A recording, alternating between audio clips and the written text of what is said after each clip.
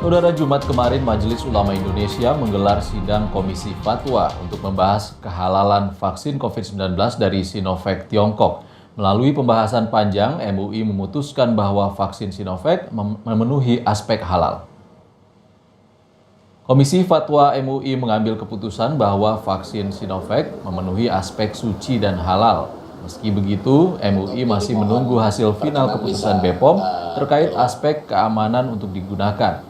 Keputusan Majelis Ulama Indonesia terkait status kehalalan vaksin COVID-19 menjadi salah satu hal krusial yang ditunggu pemerintah sebelum memulai vaksinasi massal pertengahan Januari nanti.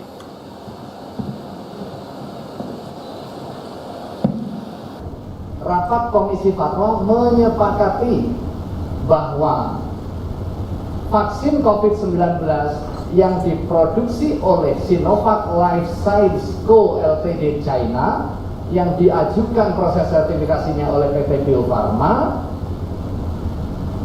hukumnya suci dan halal.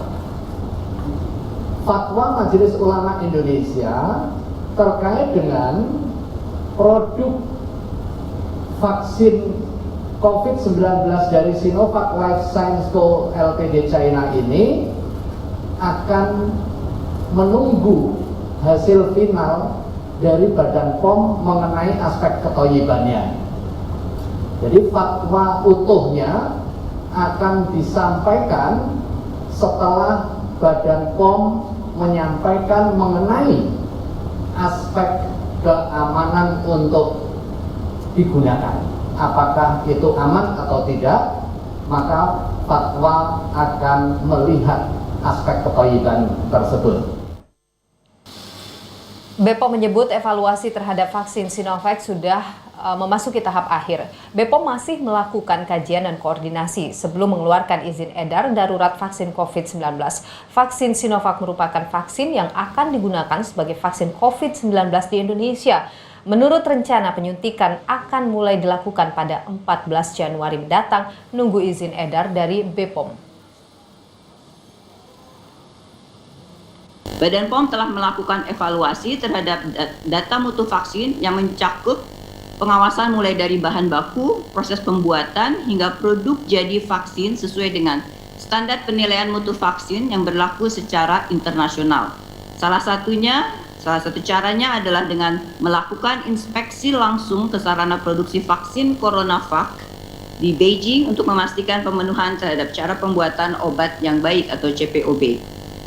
Proses evaluasi untuk penerbitan Emergency Use Authorization dilakukan oleh Badan POM bersama Komite Nasional Penilai Obat yang beranggotakan para pakar, expert di bidangnya, di bidang farmakologi, teknologi farmasi, dan juga klinisi, para dokter, dan juga tim ahli di bidang imunologi dan vaksin yang tergabung dalam Indonesian Technical Advisory Group on Immunization atau ITAGI. Brasil dan Turki sudah memberikan data efikasinya, ya tentu kami akan nanti menggunakannya juga, ya kami sudah berkomunikasi untuk menggunakan dalam nanti memberikan use authorization secara bersama tentunya. Tapi setelah hasil dari uji klinik yang dilakukan di Indonesia di Bandung itu juga selesai, itu yang kami tunggu dalam hari-hari ini, ya dalam hari ini untuk kemudian dibahas, dan juga tentunya data dari Brasil dan Turki juga menjadi bahan pertimbangan apabila sudah dapat kami terima dengan lengkap.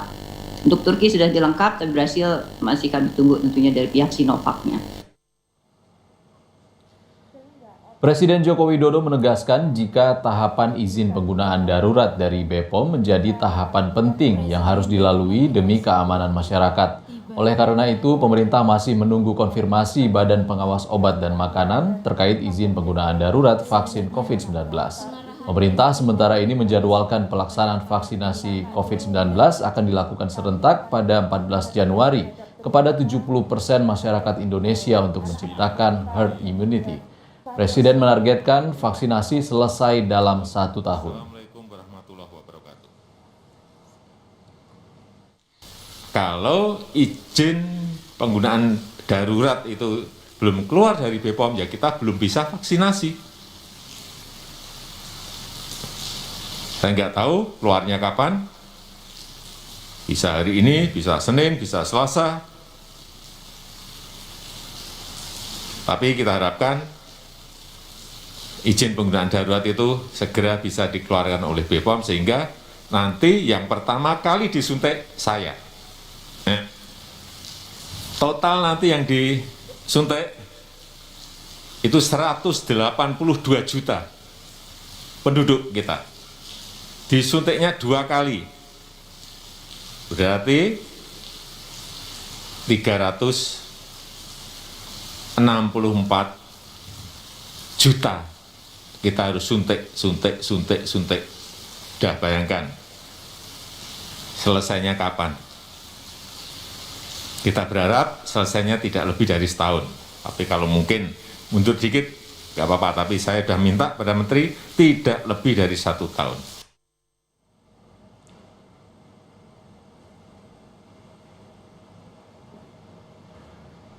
Sementara itu, Saudara, penutupan sementara arus lalu lintas di sejumlah titik tol Cipularang dilakukan petugas Satuan Lalu Lintas Polres Purwakarta untuk mengamankan kelancaran jalur distribusi vaksin pada Jumat siang kemarin. Penutupan diterapkan di ruas interchange gerbang tol dan jalur keluar rest area yang berada di wilayah hukum Purwakarta. Penutupan dilakukan tidak lebih dari 10 menit setelah rombongan mobil pembawa vaksin lewat, lalu lintas normal kembali. Dalam vaksin pengamanan dari Kalbe Parma menuju Bandara Suta, khususnya di wilayah Purwakarta, ada sekitar 15 personil yang kami kerahkan. Itu termasuk dalam penempatan gabungan antara Polsek maupun dari jajaran Satlantas Polres Purwakarta, di mana beberapa titik yang kami jadikan penugasan diantaranya yaitu di kilometer 97, rest area 88 maupun 72.